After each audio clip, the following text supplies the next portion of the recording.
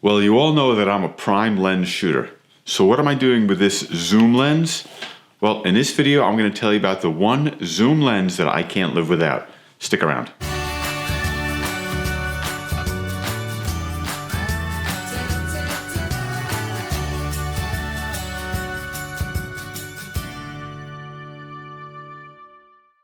I have a bag full of prime lenses, and I shoot almost exclusively with those prime lenses. I even have a video here that you can watch that explains why I shoot primes.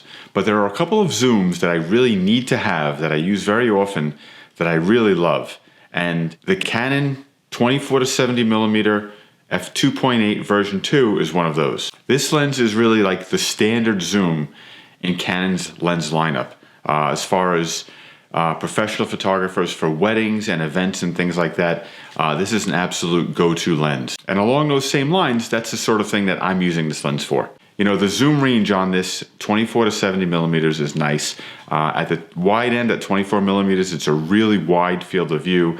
And then you can zoom it in all the way to 70mm, which isn't really a long telephoto focal length.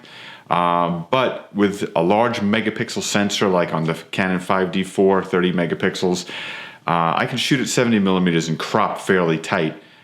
Still get some great shots out of that, as if it were more like a 200mm lens. You know, the image quality isn't going to be exactly the same as a 135 prime or a 70-200 zoom, but cropping a 70mm focal length on a large sensor like this, you really are able to kind of zoom in after the fact. So the 70mm focal length on the long end really isn't that limiting. So the 20 to 70 is a really nice range.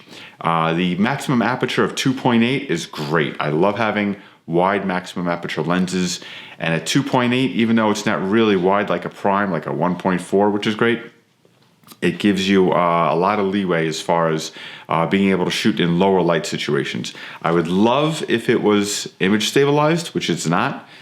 This model is actually, even though it's the Mark II, is actually quite a few years old now. So maybe there's something on the horizon in this, maybe the next version of this, the Mark III, maybe has image stabilization. That would be great, just to give it a little bit of an extra ability to shoot in lower light. But it's built like a tank.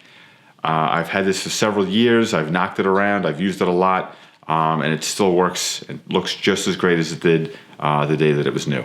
You see I have the lens hood on here, which I kind of just leave on here all the time. It's a nice wide lens hood, so if I want to take filters off, put filters on, I can do it without even taking the lens hood off. So it just gives it a little bit added protection. Like I said, I knock this thing around a lot just to protect the front element a little bit.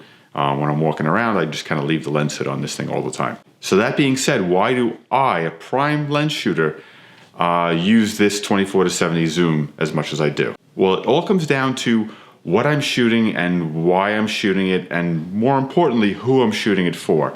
You know, most of my shooting is for my own self-indulgence, I guess, for lack of a better term. I'm really shooting for myself. I go out with my bag of primes, and I can take my time and get my shots and do things exactly the way I want to do them, and not worry about missed shots. You know, maybe I'd rather sacrifice sometimes not getting the shot, but trying to do something a little bit more unique with maybe a wide aperture or something like that, where I don't really care if I don't get the shot. I want to get the shot, but I don't really care that much. But there's some situations where I absolutely have to get the shot, and really more for someone else than for me. If somebody asks me to shoot an occasion for them or an event, I need to make sure that I get the shot, I get it in focus, and I get it right every time. Because at the end, I have to be able to deliver all of these shots, and I'm not going to get a second chance at that. So a recent example is my daughter's Sweet 16. Back in October, she wanted to be in Disney World on her 16th birthday, so we took her there. And that one day, which was actually her birthday, she wanted me to get pictures of her, and I didn't want to mess around. Even though I know I could have delivered some great shots using my prime lenses, just to be able to put one lens on the camera, have the lightweight setup, and be able to know I was going to nail the shot every time, because focus on this thing is lightning fast and always 100% accurate. Probably not statistically 100% accurate, but focus on this is 100% accurate every single time, even wide open at 2.8. So I know I go out into a situation like that, that I need to be able to deliver something to somebody at the end of the day. I know with this lens, it's going to focus quickly and accurately, and I'm going to get the shot I need every time without having to even change lenses because of this great focal length. So events like that, special occasions, parties, weddings, anything like that where it's really more about, documenting the event for the person. You're not sacrificing anything image quality wise with this thing. You're really not. The only thing I'm sacrificing versus my prime lenses is a couple of stops of aperture, which, I can live without in most cases.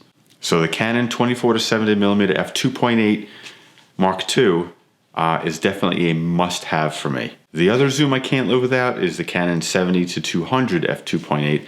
I'll tell you all about that in another video. So that's my must-have zoom for a prime guy. If you have a zoom lens, a prime lens that you can't live without, I'd love to hear about it.